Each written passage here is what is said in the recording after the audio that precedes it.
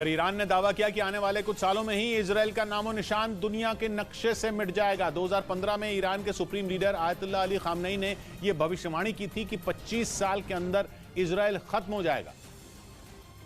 और अब 8 साल गुजरने के बाद उनका दावा है कि आने वाले कुछ सालों में ही इजराइल पूरी तरह से बर्बाद हो जाएगा।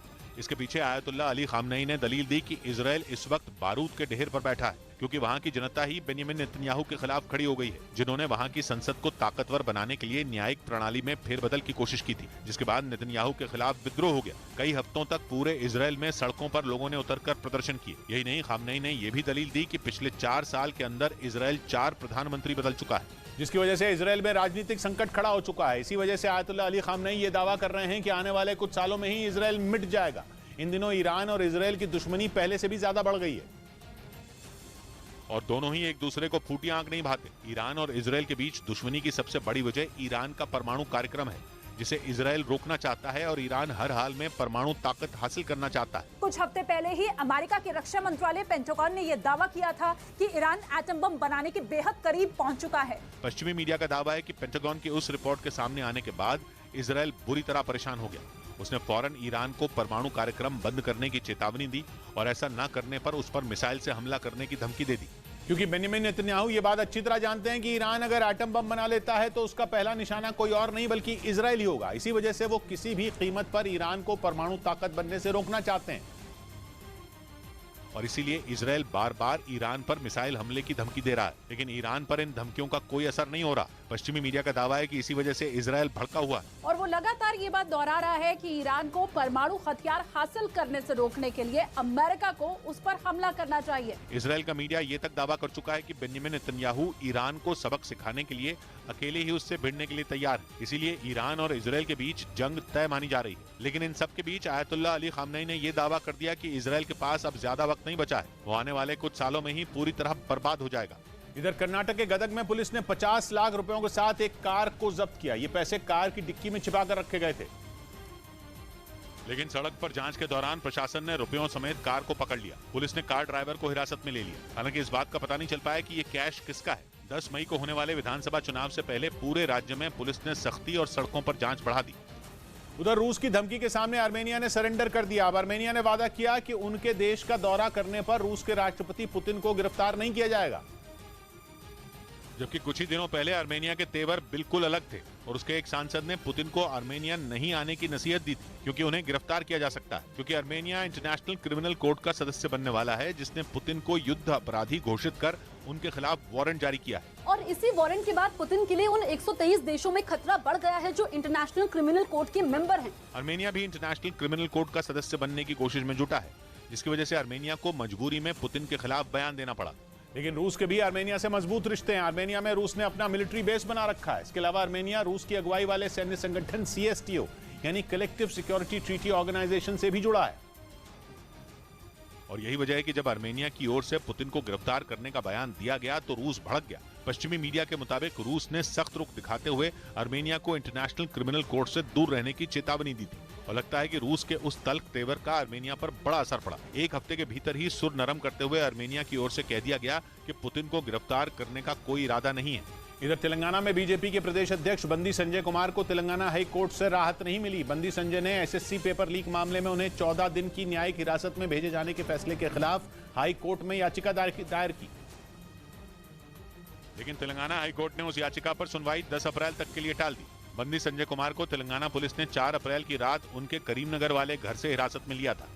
उधर सऊदी अरब ने कच्चे तेल की कीमतों में आग लगाने की पूरी तैयारी कर ली। पहले तो कच्चा तेल एक्सपोर्ट करने वाले देशों के संगठन OPEC+ ने कच्चे तेल के उत्पादन में कटौती का ऐलान किया और अब कच्चे तेल की कीमतें खुद ही बढ़ा दी, वो भी सिर्फ एशिया पहुंचने वाले कच्चे तेल की। हालांकि कीमत बढ़ाने का फैसला OPEC+ का नहीं बल्कि सिर्फ सऊदी अरब का है, लेकिन माना जा रहा है कि इसका असर पूरे अंतर्राष्ट्रीय बाजार पर पड़ेगा। सऊदी अरब की तेल कंपनी अरामको का 60% तेल एशिया में आता है। भारत, चीन, जापान और दक्षिण कोरिया उसके सबसे बड़े ग्राहक हैं। इन्हीं देशों पर इस फैसले का असर भी होगा। ऊपर से कच्चे तेल का महंगा होना इसलिए भी तय है क्योंकि OPEC+ देश कच्चे तेल का उत्पादन घटाने वाले हैं। इस बार ये कटौती 1 या 2 लाख बैरल की नहीं बल्कि एक साथ 5 लाख बैरल रोजाना तेल का उत्पादन घटाने का फैसला किया गया। ये फैसला कच्चे तेल की कीमतों में आग लगा देगा। जानकार मान रहे हैं कि यूक्रेन जंग की शुरुआत के वक्त कच्चे तेल की जो कीमतें थीं, इस बार कीमतें उससे भी पार जा सकती हैं। इधर राजस्थान में पेपर लीक मामले में पुलिस ने 1 लाख के इनामी शेर सिंह नाम के आरोपी को धर दबोचा। पुलिस ने उसे ओडिशा से गिरफ्तार किया, जिस पर आरोप है कि शिक्षक भर्ती का पेपर उसी ने लीक किया था। पिछले महीने पुलिस ने पेपर लीक मामले के मास्टरमाइंड को पकड़ा था, जिसने पूछताछ में बताया कि उसने शेर सिंह नाम के सरकारी स्कूल के एक टीचर से 40 लाख रुपए में शिक्षक भर्ती का पेपर खरीदा था। इस बीच चीन एलएसी के नजदीक तिब्बत के 2 कस्बों को शहर का दर्जा देने की तैयारी में है। चीन ने यह ऐलान ऐसे वक्त में किया जब वो अरुणाचल प्रदेश के नक्शे में 11 जगहों के नाम बदलकर पहले ही विवाद बढ़ा चुका है और अब वो एलएसी के नजदीक अपनी सैन्य गतिविधियों को बढ़ाने की फिराक में, जिसके लिए उसने कस्बों को शहर की तरह बसाने की चाल चली है। मतलब चीन दुनिया को यह दिखाना चाहता है कि वो तिब्बत के 2 कस्बों की तस्वीर बदल देगा, लेकिन असलियत यह है कि वो वहां अपना मकसद पूरा करना चाहता है, क्योंकि चीन ने तिब्बत के जिन 2 कस्बों कोना और मिलिन को शहर का दर्जा देने के लिए चुना है, वो दोनों एलएसी के नजदीक है। लेकिन अब तक उसने एलएसी के नजदीक बसे इन इलाकों की तरफ कभी झांक कर भी नहीं देखा। उसने वहां रहने वाले लोगों की कभी भी परवाह नहीं की। लेकिन अब उसके लिए तिब्बत के ये इलाके काफी अहम हो गए हैं, क्योंकि चीन उन इलाकों के जरिए भारत के खिलाफ साजिश रचने का प्लान बना रहा है और इसीलिए वो कोना और मिलिन कस्बों में शहर की तरह सुविधाएं देने की तैयारी में है। जानकारी के मुताबिक चीन वहां सड़कों का जाल बिछाएगा ताकि वो अपने ज्यादा से ज्यादा सैनिकों को वहां तक पहुंचा सके। इसके अलावा चीन वहां अपने टैंकों और दूसरी सैन्य गाड़ियों की भी तैनाती चाहता है। यानी चीन इन इलाकों में अपनी पकड़ मजबूत करने की फिराक में है। हालांकि उसने जितनी बार भी इस तरह की हरकत की है, उसे मुंह की खानी पड़ी है। भारतीय सेना उसकी हर साजिश को नाकाम कर देती है, फिर भी वो अपनी हरकतों से बाज नहीं आता। हाल ही में चीन ने एक लिस्ट जारी की थी, जिसमें उसने अरुणाचल प्रदेश की 11 जगहों के नाम बदल दिए थे। इस पर भारत ने उसे करारा जवाब दिया था। उधर पश्चिमी मीडिया का दावा है कि रूस को यूक्रेन में तकनीक और सैनिकों के खराब प्रदर्शन का बड़ा खमियाजा उठाना पड़ा, इसलिए पुतिन को वो जीत नहीं मिल सकी जिसकी वो उम्मीद कर रहे थे।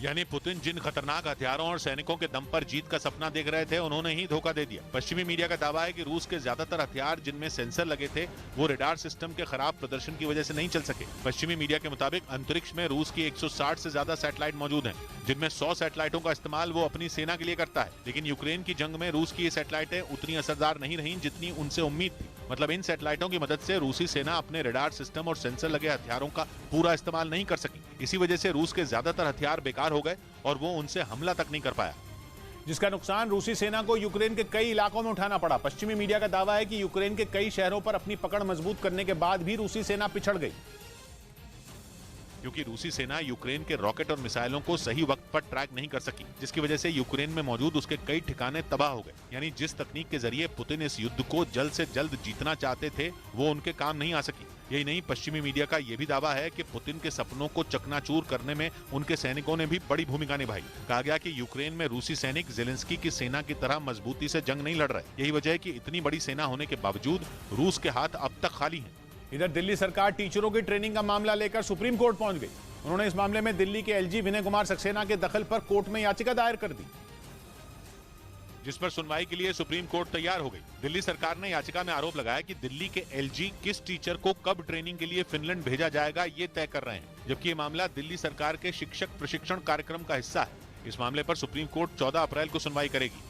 इस बीच जापान ने ऐलान किया कि अपनी सुरक्षा बढ़ाने के साथ ही वो कई देशों में रक्षा प्रोजेक्ट पर भी भारी रकम खर्च करेगा। चीन से बढ़ते खतरे को देखते हुए पिछले कुछ महीनों में जापान ने अपनी नीति में कई बदलाव किए हैं और दूसरे विश्व युद्ध के बाद से अब तक खतरनाक हथियारों से दूर रहने वाला जापान अब उनके पीछे भाग रहा है। पिछले साल दिसंबर में ही उसने ऐलान किया था कि वो अगले 5 साल में अपना रक्षा बजट दुगना कर लेगा। इसके साथ ही जापान ने घातक हथियारों के लिए अमेरिका के साथ बड़ी डील भी की थी और अब वो उन देशों के रक्षा प्रोजेक्ट पर भारी रकम खर्च करेगा जिनके साथ उसकी दोस्ती है। असल में जापान की नजर उन देशों पर है जो चीन के दुश्मन है, यानी जापान इन देशों को ताकतवर बनाकर चीन का मुकाबला करना चाहता है। इस कड़ी में वो सबसे पहले फिलीपींस की तरफ मदद का हाथ बढ़ाने वाला है, ताकि वो दक्षिण चीन सागर में चीन की गतिविधियों पर नजर रख सके।